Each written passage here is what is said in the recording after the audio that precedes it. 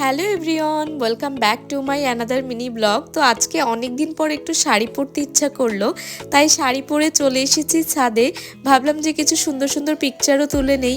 আর এখানে দেখো মাম্মাম ঘুমিয়ে গেছে। এরপরে পিকচার তুললাম, ভিডিও করলাম।